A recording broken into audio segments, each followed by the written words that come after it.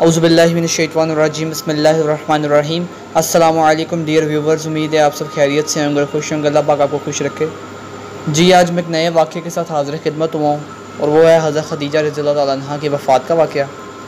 तो वाक़या शुरू करने से पहले मेरी आप सबसे इल्तमास है कि मेरा चैनल सब्सक्राइब कर दें। बाकी अब हम वाक़या स्टार्ट करते हैं। मुअज़्ज़ज़ नाज़रीन, हज़रत ख़दीजा रज़ियल्लाहु तआला अन्हा पहली खुशकिस्मत ख़ातून हैं जो रसूलुल्लाह सल्लल्लाहु अलैहि वसल्लम की ज़ौजियत के शर्फ़ से मुशर्रफ़ हुई। हज़रत ख़दीजा रज़ियल्लाहु तआला अन्हा के सिलसिले में ये बात भी काबिल ज़िक्र है कि वो पूरे 25 साल तक आपकी रफ़ीक़ा हयात की हैसियत से आपके साथ रहीं और इस पूरे दौर में आपने कोई दूसरा निकाह नहीं किया।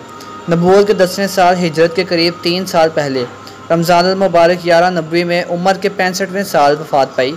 उनके वालिद खवील्द बिन असद मक्का के दौलतमंद और मुअज़्ज़ज़ ताजिर थे। हज़रत ख़दीजा की पहली शादी अबू हालत तमीमी से हुई थी। इनसे 2 बेटे हाला और हिंद पैदा हुए। कुछ मुद्दत के बाद अबू हाला का इंतकाल हो गया तो उनका दूसरा निकाह अतीक इब्ने आबिद मखज़ूनी से हुआ। उनसे भी एक बेटी पैदा हुई, लेकिन अतीक ने भी ज़्यादा वफ़ा न की। फिर जबकि ख़दीजा की उम्र तकरीबन 35-36 साल की हो गई थी, उनके वालिद खवील्द का भी इंतकाल हो गया। अब तजारती कारोबार की ज़िम्मेदारी ख़ुद हज़रत ख़दीजा को संभालना पड़ी। मक्का में भी रवाज था कि लोग नफ़ा में मुकर्ररा शरह से ही शिरकत की बुनियाद पर दूसरे लोगों के ज़रिए भी तजारती कारोबार करते थे, जिसको फ़क़ी इस्लाम में मुदारबत कहा जाता है। अपने वालिद और शोहर के इंतकाल के बाद हज़रत ख़दीजा ने भी यही तरीका इख्तियार किया। रसूलुल्लाह सल्लल्लाहु अलैहि वसल्लम की मासूमाना सीरत, अमानत और दयानत, सदाकत, शारी और रासतबाजी का मक्का में आम शोहरा था। यहाँ तक कि आपको अल अमीन के लक़ब से मारूफ़ थे। इसी वजह से हज़रत ख़दीजा रज़ियल्लाहु तआला अन्हा ने एक दफ़ा चाहा कि आप सल्लल्लाहु अलैहि वसल्लम उनका माल तजारत लेकर मुल्क शाम जाएँ और पेशकश की कि मुनाफे में जितना हिस्सा दूसरों को देती रही हूँ, आप सल्लल्लाहु अलैहि वसल्लम को इससे दुगना दूँगी। आपने अपने चचा अबू तालिब से मशवरे के बाद इसको कबूल फरमाया। हज़रत ख़दीजा रज़ियल्लाहु तआला अन्हा ने अपने ग़ुलाम मैसरा को भी आपके साथ कर दिया। इस तजारती सफ़र में अल्लाह ताला ने गैर मामूली बरकत दी और पहले जो नफ़ा उनको हुआ करता था उससे दुगना नफ़ा हुआ। उसके अलावा हज़रत ख़दीजा रज़ियल्लाहु तआला अन्हा के ग़ुलाम मैसरा ने आपके हुस्न अख़लाक़, मासूमाना सीरत का तजर्बा और कुछ गैर मामूली खलाइक और आदात की करामतें किस्म की बातों का भी मुशाहिदा किया और वापस आने पर जिनका तज़किरा मैसरा ने हज़रत ख़दीजा रज़ियल्लाहु तआला अन्हा से भी किया। हज़रत ख़दीजा रज़ियल्लाहु तआला अन्हा एक दौलतमंद शरीफ ख़ातून होने के अलावा ज़ाहरी हुस्न जमाल, बातनी मुहस्सन अख़लाक़ व किरदार की बुलंद फ़याज़ी और पाकबाज़ी जैसे औसाफ़ हमीदा में भी मुमताज़ थीं। इसी बना पर वह ताहरा के लक़ब से मशहूर थीं। इसी वजह से कुरैश मक्का के बहुत से मुअज़्ज़ज़ हज़रात की तरफ से उनको निकाह का पैगाम दिया गया, लेकिन 2 शोहरों से बेवा हो जाने के बायस बाकी ज़िंदगी इसी तरह गुजारने का इरादा कर लिया था, इसीलिए किसी का पैगाम कबूल नहीं किया। मगर मैसरा ने तजारती सफ़र से वापसी के बाद रसूलुल्लाह सल्लल्लाहु अलैहि वसल्लम के बारे में तजर्बात और मुशाहिदात बयान किए तो ख़ुद उनके दिल में आपसे निकाह की ख्वाहिश पैदा हुई और इस मकसद के लिए एक दूसरी खातून नफीसा बिनते उमैया को राज़ाना तौर पर आप सल्लल्लाहु अलैहि वसल्लम के पास भेजा। नफीसा का बयान है कि मैं आप सल्लल्लाहु अलैहि वसल्लम के पास आई और कहा कि आप निकाह क्यों नहीं कर लेते, तो आप सल्लल्लाहु अलैहि वसल्लम ने फरमाया कि मैं नादार और खाली हाथों किस तरह निकाह कर सकता हूँ। मैंने कहा अगर कोई ऐसी औरत आपसे निकाह करने की ख्वाहिशमंद हो जो ज़ाहरी हुस्न जमाल और तबई शराफत के अलावा दौलतमंद भी हो और आपकी ज़रूरियात की कफ़ायत करने पर भी खुश दिली से आमादा हो, तो उससे निकाह कर लेना पसंद करेंगे।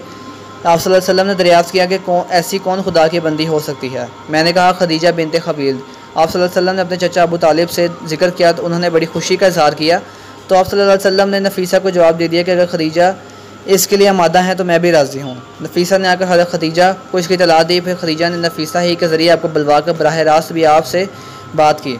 इस गुफ्तगू ही में तय हो गया था कि आप अपने ख़ानदान के बुज़ुर्गों को लेकर फ़लाँ दिन में मेरे पास आएँ। चनाचे आप अपने चचा हज़रत अबू तालिब और दूसरे ख़ानदानी बुज़ुर्गों को लेकर, जिनमें हज़रत हमज़ा भी थे, हज़रत ख़दीजा के घर पहुँच गए। उन्होंने अपने चचा उमरफ़ बिन असद को बुलवाया और कुरैश के इस दौर के रवाज के मुताबिक उनकी वलायत में निकाह हो गया।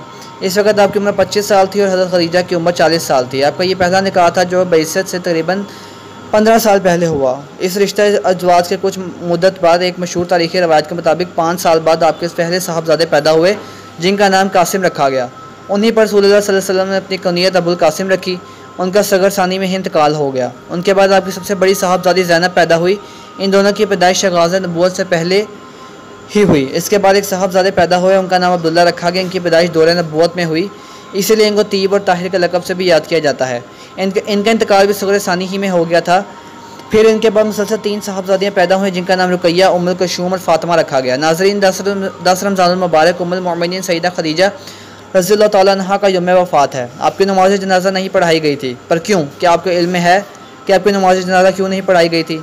क्योंकि उस वक्त तक नमाज जनाजा समेत 5 वक्त की नमाज़ फ़र्ज़ नहीं हुई थी। इसी तरह रमज़ान का महीना होने के बावजूद कोई फ़र्ज़ रोज़े भी ना थे, क्योंकि उस वक्त तक रोज़े भी फ़र्ज़ नहीं हुए थे। इसी साल रसूलुल्लाह सल्लल्लाहु अलैहि वसल्लम के महबूब चचा जनाब अबू तालिब की भी रहलत हुई और 2 अजीज़ सदमों ने रसूलुल्लाह सल्लल्लाहु अलैहि वसल्लम को बहुत मग़मूम कर दिया। इसलिए इस साल को उम्मुल हज़न यानी गम का साल कहा जाता है। पहले दोस्तों ये था आज का वाक़या, उम्मीद है आपको पसंद आया होगा। बाकी मेरे अल्लाह पाक की बारगाह में दुआ है कि अगर मैंने इसमें कोई गलती की हो तो अल्लाह पाक मुझे माफ़ फरमाए। बाकी मेरी अहले इल्म से गुजारिश है कि अगर मैंने इसमें कोई गलती की हो तो मेरी लाज़मी इस्लाह करें। बाकी मेरे वीडियो देखने का आपका बहुत बहुत शुक्रिया। मेरी वीडियो पर लाइक कमेंट भी करें। बाकी मेरे चैनल को लाज़मी सब्सक्राइब करें। इंशाल्लाह एक नई वीडियो के साथ फिर हाजिर होंगे। तब तक के लिए अल्लाह हाफ़िज़।